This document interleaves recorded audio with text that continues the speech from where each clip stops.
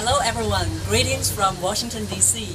Today I have an interview with my speaking idol and my speaking coach.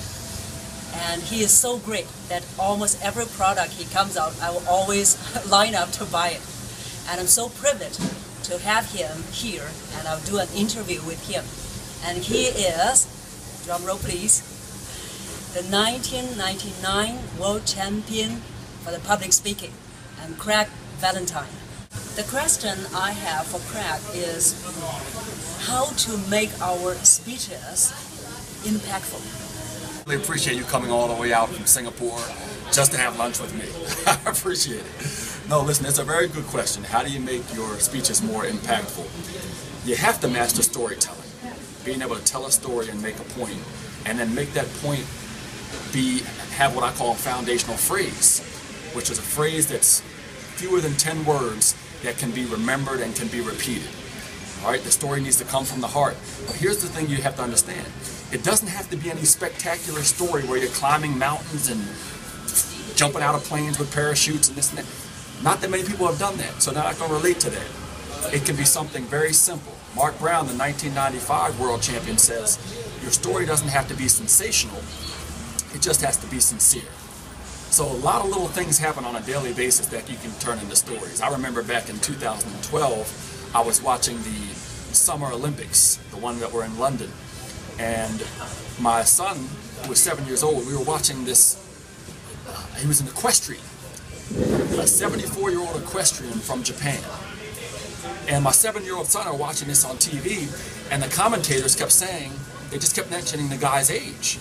They just kept saying, he's 74, can you believe he's 74? By golly, he's 74. Finally, my 7-year-old son looked up and said, well, how old is the horse? Right? About a week later, I couldn't get that question out of my mind, so I Googled it. And they asked this man, they said, how long will you continue to compete? He said, I can go on forever, but my horse is 15. And that's when I realized my 7-year-old son taught me something very important about life. Never stop asking questions. The moment you stop asking questions is the moment you stop learning. So now just take that for a second. That wasn't any spectacular story. It was just a story about an equestrian and my son, who was 7 years old, and his statement. And it was funny, most of the time, but it was just sincere. But what I did was I took that story and I took a lesson out of it, which was never stop asking questions. Now when people leave my speech, they can say, well, what did the speaker talk about? He said, never stop asking questions. It's remembered, it's repeated. I have one story that I gave that was the foundational phrase was, your dream is not for sale, right? Well, I go and I give that speech in India, Mysore, India. And the next morning I woke up, there was a newspaper on the ground, and I picked it up, there was a big picture of me on the front. So I said, oh, I like this newspaper. And I took it and I looked at it, and the headline said, your dream is definitely not for sale. In other words, it was remembered, it was repeated, and I was rehired and brought back time and time again, and that's what's going to happen. So to make your speech more impactful, tell a story, make a point, foundational phrase, fewer than 10 words.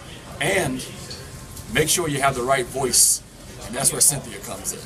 So thank you, Cynthia, again for coming out.